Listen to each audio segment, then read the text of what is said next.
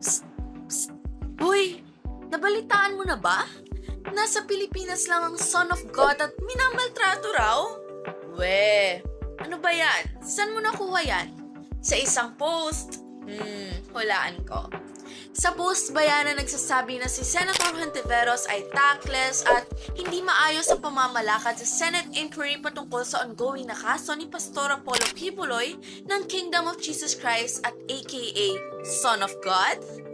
Beshi, since I'm back, gagabayan uli kita upang malaman ng recent chismis issues. Kaya naman, welcome back sa panibagong episode ng Fact or Cap dahil mabuti nang may alam.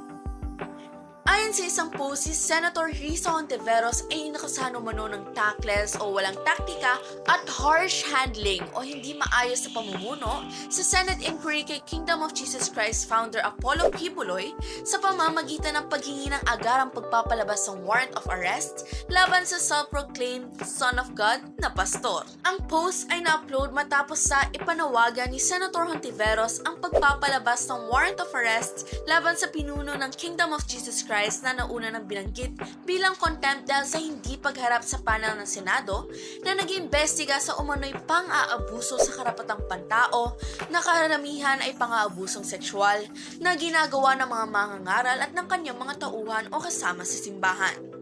Itinadhana ng Section 18 ng Senate Rules of Procedure governing inquiries in aid of legislation at ng ruling ng Korte Suprema sa Farmally case noong 2023 na ang Senado ay maaaring gamitin ng contempt power o kapangyarihan na parusahan at dalhin sa kustudiya nila ang lalabag sa panuntunan at kapangyarihan na arestuhin ng witness na makakatulong upang mapabilis ang daloy ng kaso. Ang Senate Committee on Women, Children, Family Relations, and Gender Equality na pinamumunuan ni Senator Hontiveros ay siyang humawak sa mga bagay na patungkol sa welfare of women, family relations, at equality before the law of men and women.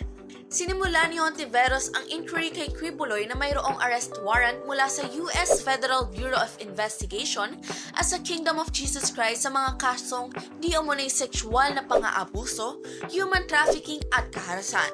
Sinimula ni Hontiveros ang inquiry kay Kibuloy na mayroong arrest warrant mula sa US Federal Bureau of Investigation at sa Kingdom of Jesus Christ sa mga kasong di umunay sexual na pang-aabuso, human trafficking at karahasan. Tinanggihan ni Kibuloy ang mga hearing na naging dahilan upang siya ay makontempt. Tumanggi ang pastor na umattend sa umano'y bogus hearing na may bogus witnesses. Noong March 19 ay pinayagan ni Senate President Juan Miguel Zubiri ang arrest order laban kay Kibuloy. At noong March 21 naman, ayon kay Senator Hontiveros, ay paparating na sa Davao ang nasabing order. So, nakakatch up na ba ang beshi ko sa mga ganaps?